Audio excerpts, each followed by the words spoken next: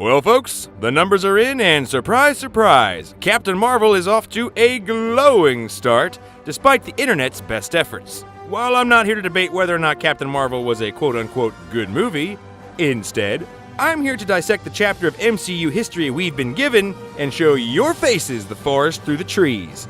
I'm Hudsimus Prime, and today, I'm going to pose a question I've been kicking around since I left the theater.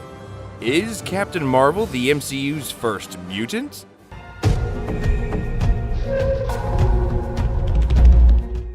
Before I continue, I'll give you guys fair warning, there will be spoilers for portions of Captain Marvel.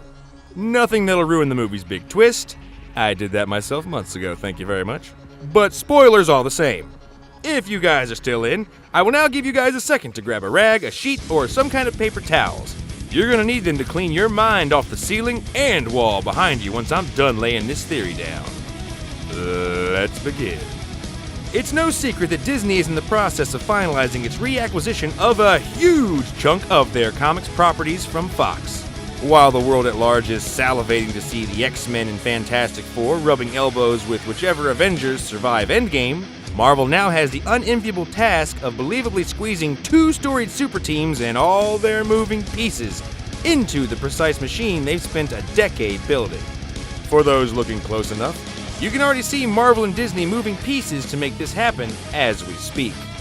While the origin of the Fantastic Four stems from a specific event, an ill-fated trip into space or another dimension where the aforementioned four get their powers, I foresee little issue with them making this an introduction for that team in the MCU. The X-Men, however, present a bigger challenge to introduce as their members all have their powers from birth. Mutants, members of humanity born with special abilities that set them apart from standard Homo sapiens, make up the vast majority of the X-Men's roster and rogues gallery.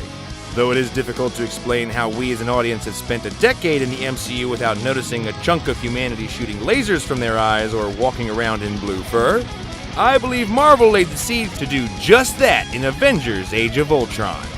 In the Avengers sequel, we are introduced to one of the first hard deviations Marvel made from their source material in the Maximoff twins, Quicksilver and Scarlet Witch. Famously the children of X-Men arch-nemesis Magneto, Wanda and Pietro were mutants in the comics. As Fox owned the rights to not just the X-Men and their villains, but the very term mutant, their origins had to be adjusted for the MCU. Instead of mutants, they became miracles created through exposure to the Mind Stone. There's nothing more horrifying than a miracle. More or less, fandom accepted the change and it was all but forgotten about, until recently. In September of 2018, Marvel Studios released its first visual dictionary, and wide-eyed theorists found a particularly interesting paragraph regarding the Scarlet Witch. As follows, she may be called Scarlet Witch, but Wanda's powers aren't derived from the occult. Whether it altered her or merely unlocked something latent inside Wanda, the Infinity Stone on Loki's scepter bestowed incredible powers of the mind. The careful wording here speaks volumes. In the comics, mutants are humans born with an X gene. This gene activates during puberty, usually under duress, and develops powers in the gene's host. If this phrasing is to be believed, Marvel may already have millions of people running around the MCU just waiting for their X genes to be activated. This would be an ingenious way for Marvel to have had mutants hiding in the MCU this whole time. Retconning Scarlet Witch into a mutant by claiming her exposure to the Mind Stone activated her X gene leaves a glorious blueprint on how to add mutants seamlessly into the MCU. Under this theory, anyone exposed to an Infinity Stone could be subject to having their X gene activated, if they have one, and therefore gaining powers. While this is an easy enough explanation to introduce new supers one at a time, the X-Men need an entire population of mutants to effectively run their themes regarding civil rights. To make a bunch of mutants fast, Marvel will need to find a way to create an event of some kind where a large chunk of the world's population can be exposed to one or more of the Infinity Stones at the same time. Even though you'd only need a portion of the population, maybe 50%, to be exposed to a stone at about the same time, Marvel would be hard-pressed to create a circumstance like this if they hadn't created this exact circumstance last summer. As viewers, We all saw Thanos turn half the living universe into dust with the snap of his fingers, and as educated moviegoers, none of us expect that shit to stick. While much debate is ongoing about how the Avengers will undo Thanos' genocidal gesture, we all saw the trailer for Spider-Man Far From Home. The question is not if all those souls make it back to our world, but how. One popular theory suggests that everyone turned to dust is simply existing within the Soul Gem itself, the orange-tinted land Thanos visits Child Gamora in toward Infinity War's conclusion. The Avengers most likely pull a sacrifice move in Endgame and release all the dusted souls back into our world.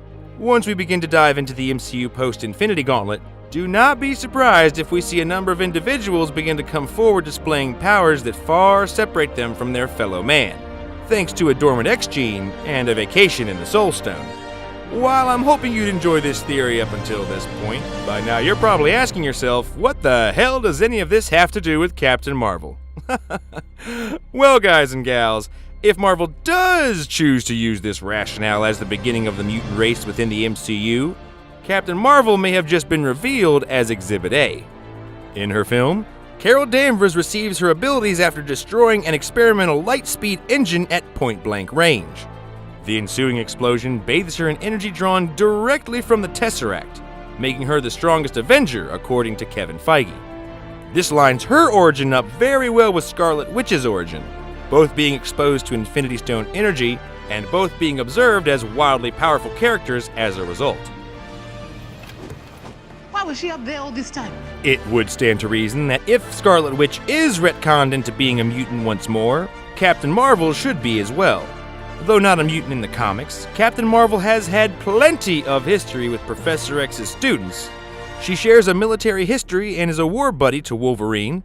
She spent time traveling through space with Cyclops' father and his Starjammers, and she even helped Rogue evolve from her Anna Paquin form into the super strong Southern Belle from the cartoon we all know and love. In my eyes, Carol has more than enough storytelling potential with Marvel's Merry Mutants to justify the change. Even if the MCU stops short of making Carol a mutant, she could still play an integral role in shepherding Marvel's Merry Mutants into the MCU. Bob Iger has already made it clear that the X-Men and their world of mutants will be coming into the MCU sooner rather than later as the Disney-Fox deal rushes towards completion. If my theory is correct, Marvel's been laying down the foundation for this clever expansion of the MCU for quite some time. Only time will tell if Captain Marvel will spend her future in the MCU sporting an A on her uniform, or an X. Or both. That's my theory anyway. What I want to know is, what do you guys think? Do you think the Infinity Stones will lead us to mutants in the MCU? Do you think they'll make Captain Marvel a mutant in the MCU? Or is that straying too far from her comic roots? Thank you to everyone for watching this video. As always, you guys are the best. Special shout out to Jace for helping inspire this video in my comment section. If you're watching Jace, be sure to let me know what you think. I know I've tweaked it a little bit since last we talked, but I would still love to get your thoughts. If you're not too exhausted from collecting your minds off the wall, I would love a thumbs up and a subscribe so you guys can get all the theory and gaming glory this mortal coil can provide. Until next time, beautiful people, good luck in your day, and Godspeed.